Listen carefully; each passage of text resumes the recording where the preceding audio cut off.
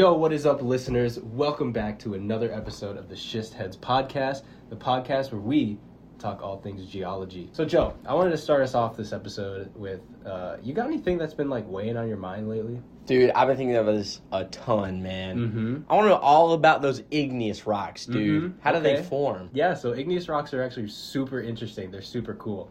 Igneous rocks are actually formed from a lava or magma. Dude, no way. Are you serious? Yeah, dude. So when rock under Earth's crust gets melted down, it becomes a magma.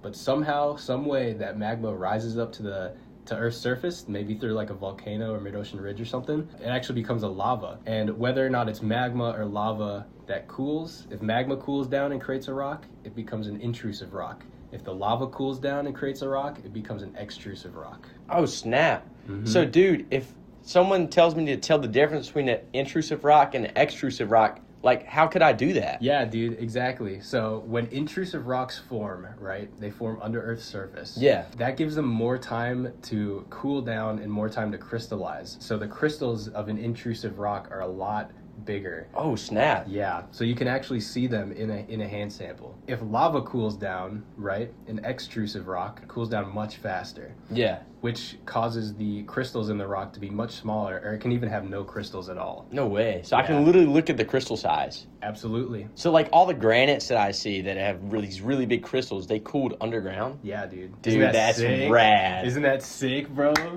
That's tough, dude. Yeah, dude. So, we went over the crystal size and how to tell them apart. Uh-huh. But I was wondering, what causes these color differentiations in intrusive and extrusive rocks? Yeah, so it actually has nothing to do with intrusive or extrusive at all. It actually depends on what type of magma or lava it was before it formed. Oh, shoot. So, it's composition. Yeah, it's its chemical composition. Exactly, dude. Bro. Exactly. That's sick, Yeah, bro. so if you have a lava that's very high in silicon and aluminum, these super not very dense elements, but it's got a super low concentration of iron and magnesium, these super dense elements, then you've got a felsic lava, and it'll create these light colored rocks. Oh, snap. But on the other hand, if your magma or lava is super high in iron and magnesium, the super dense elements, then you're gonna have a much darker colored rock, almost black. Yeah, so it's almost like looking at a rhyolite versus a basalt. Yeah, exactly. Dude,